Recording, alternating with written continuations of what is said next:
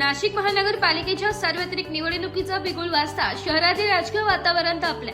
प्रभाग क्रमांक 29 गट ब मधून यमुना बाळासाहेब गुघे या अपक्ष उमेदवार म्हणून निवडणूक रिंगणात उतरल्या असून त्या कपबशी या निवडणूक चिन्हावर अनुक्रमांक 5 वर निवडणूक लढवित आहेत। त्या उच्च शिक्षित उमेदवार असून त्यांच्या प्रचाराला नागरिकांचा चांगला प्रतिसाद मिळतोय। यमुना गुघे यांच्या पाठीशी त्यांचे पती बाळासाहेब मारुती गुघे यांचे भक्कम सामाजिक कार्य उभे आहे।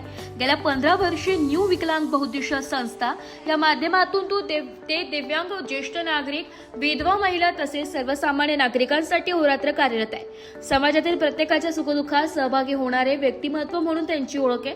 निवडणूक लढविण्यामागील भूमिका स्पष्ट करताना उमेदवारांनी सांगितले की भारतीय जनता पार्टीने एका दिव्यांग महिलेला उमेदवारी नाकारून जनतेचा विश्वास मोडला।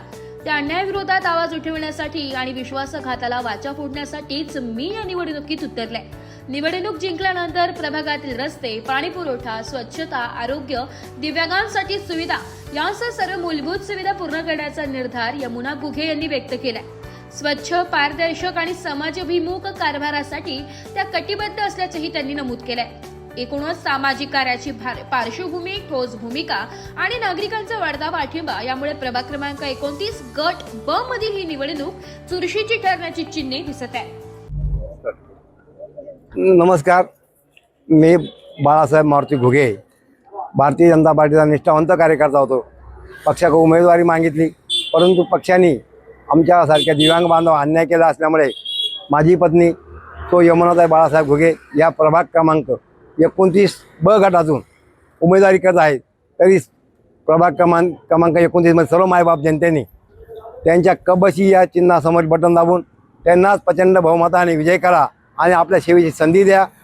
जरी आम्ही दोघं दिव्यांग असलो तरी आम्ही मनाने दिव्यांग नाही। आजपर्यंतचं काम बघून मला सीमाताई हिरेंनी खानदेशरत्न पुरस्कार दिलेला आहे। तेव्हा माझं काम इतकं मोठं आहे तर माझ्या सीमाताई सारख्यांनी मला खानदेशरत्न पुरस्कार दिला असल्यामुळं मी इथून पुढे भरपूर काम करणार आहे। आजपर्यंत भरपूर काम केलंय, इथून पुढे भरपूर काम केलंय।